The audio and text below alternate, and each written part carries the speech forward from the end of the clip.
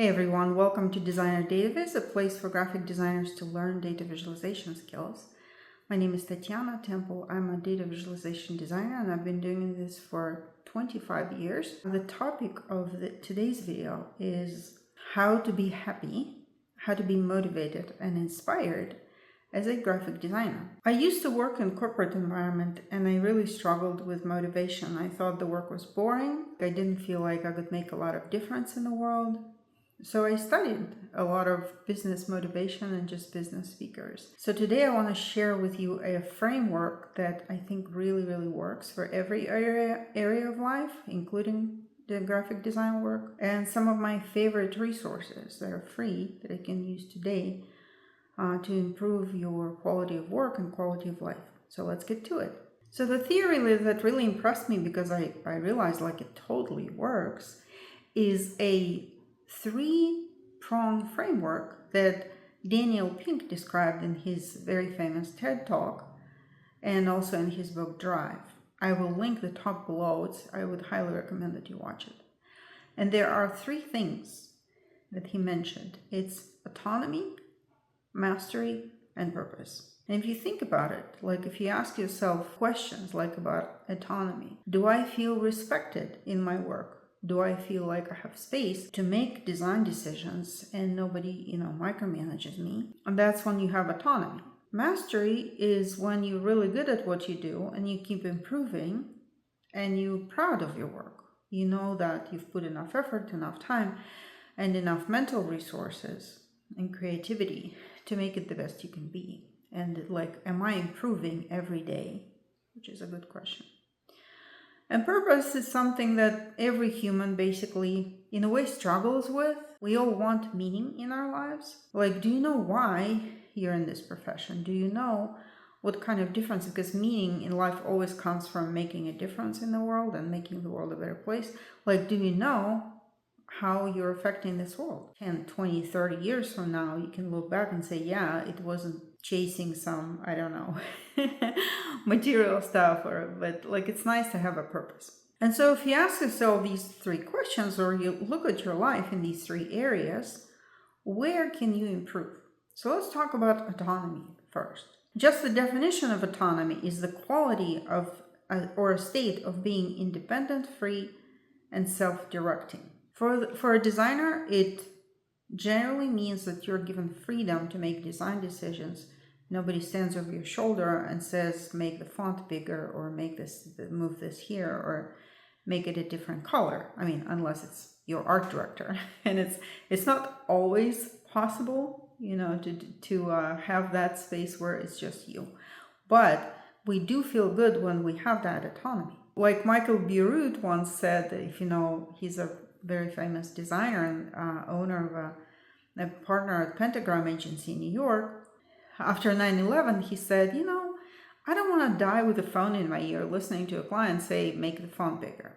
Nobody wants that. And even people of that caliber get that kind of, I would call it intrusion, even though maybe unknowing intrusion by clients into a space where we as designers should be able to make those decisions. And so I wanted to expand on something I mentioned in my previous video about how to handle that, how to handle those situations where you your client is trying to be a designer and you feel like you're just a pixel pusher or whatever.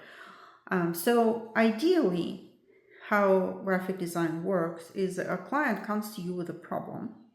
They define the problem for you, or you clarify the problem through a creative brief, and you understand the client, you understand the situation, you understand what they're trying to say, and then the client trusts you to use design tools to solve that problem. And so imagine you send the first draft to a client and the client says, oh, make the font bigger. Well, okay, here comes the question.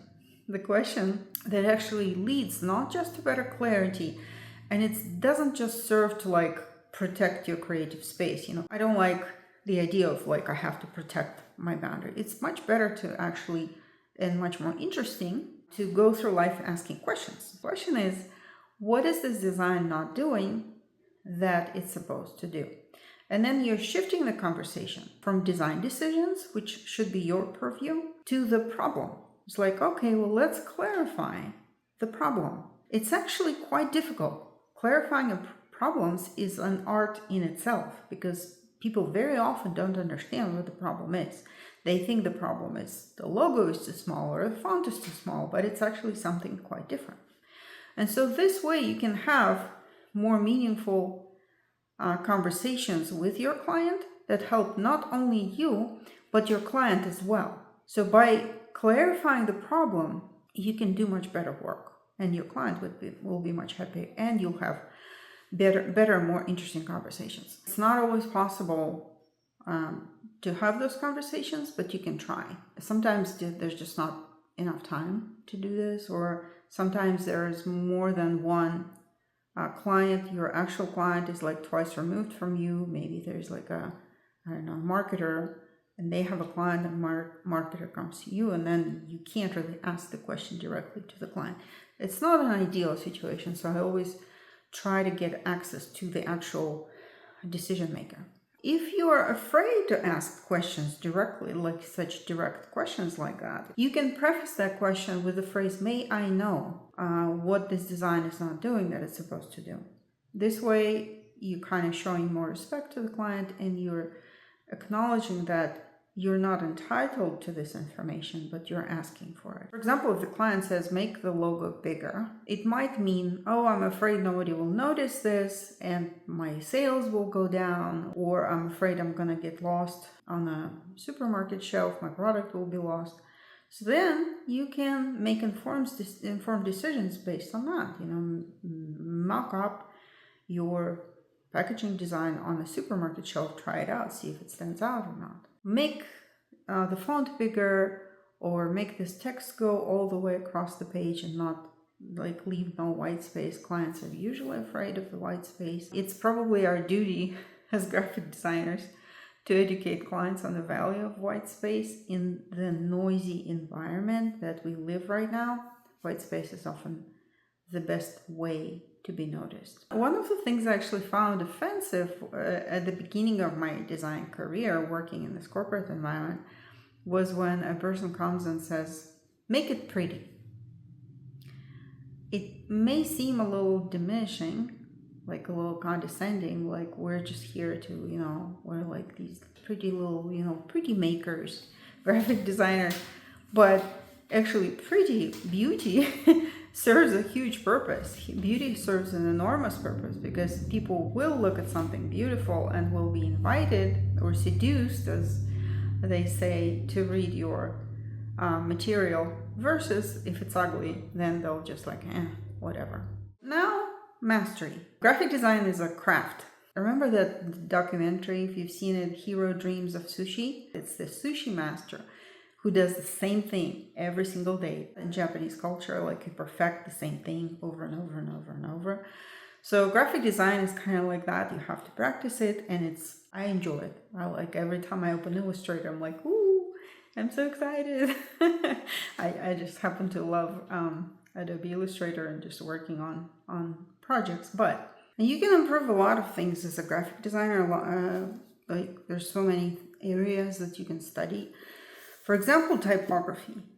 If you have not read this book, I wanted to share this one, the Elements of Typographic Style, and it's kind of like a wordplay on the Elements of Style by Strunk and White. But this is the perfect book. Like, it's not only written very well, and it covers every like nook and cranny of typographic knowledge, but also as a book too.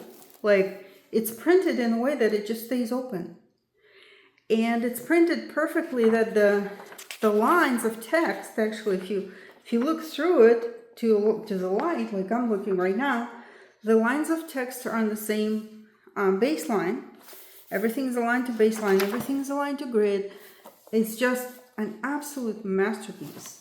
So I would highly recommend. You will feel a lot smarter and a lot more knowledgeable if you haven't read this one yet. Since I'm a data visualization designer, obviously I always promote the visual display of quantitative information by our beloved Edward Tufte. Yeah, you just gotta read it. By the way, I'm creating a community to study data visualization. So we're going to read that book there. For layout and composition, I recently discovered Sean Adams. He's a famous designer, but I discovered his courses on LinkedIn. You can take those courses for free for 30 days. So I was really very impressed with his work and his courses. For software, I really like bringyourownlaptop.com. And it's not free, but it's very affordable, and you can learn all kinds of software on that website. And if you want to learn the basics of reading data, reading charts, there is a course on brilliant.org that's actually free. If you want to kind of dive into the waters of Dataviz, that's a really good place to start. And there's another a pretty obvious skill, but are you a fast typer? Can you type really fast with 10 fingers? It'll save you so much time. I like a typing game called Galaxy Typing. On galaxytyping.com, you type words that fall out of the sky. It's pretty cool. So I'll link all the resources in the comments. And if you know of any other free or inexpensive resources for learning that you really like, I would love to hear about them as well in the comments. So now let's talk about purpose. As I mentioned already, we all seek meaning. The biggest regret is always that I haven't made a bigger difference in the world. So as designers, we already have a lot of responsibility, and we do make a lot of difference. We shape how people perceive this world. But if you're struggling with motivation, or if you're having a particularly difficult client right now, I would like to remind you, think about what made you want to be a designer in the first place. I'm actually going to include a link to a downloadable worksheet to journal about this, journaling about your graphic design purpose. I became a data visualization designer because I saw how big of a difference data visualization can make and good design in that field can make. Recently, I talked to a client. We did a salary survey for corporate flight attendants, like private jet flight attendants, who often work in isolation and they don't know what the salary levels are, around the country. And she's like, can you believe it? Somebody was able to negotiate a $30,000 increase in their salary based on the empirical data that we included in the report. So this kind of stories really warm my heart. Joshua Brewer said, "We designers don't get hired to make pretty things or win design awards. We get hired to solve business problems." Yes, it's always great when you know that you're solving problems. Or Saul Bass said, "I want to make beautiful things, even if nobody cares, as opposed to ugly things. That's my intent." So click that link, download your worksheet, and journal, and put it on your wall just to remind yourself why you're a designer and why today you can make the world a better place. Another thing I wanted to talk about as far as purpose goes is love.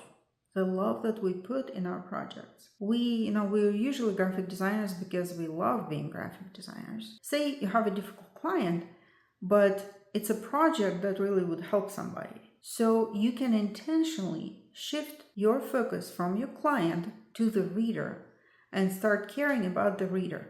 And just intentionally decide that today you're going to put as much love into this project as you can for those readers. And I find that really works. The projects that I've put a lot of love into turned out to be really successful, and people would call me and compliment me and thank me and say, "Oh my God, you did such a wonderful job." But I was there to serve the reader. Putting love into something and sending love out into the world, you uncover that there's love in your heart. So you always feel better. So you may know that already that I'm starting a data visualization community.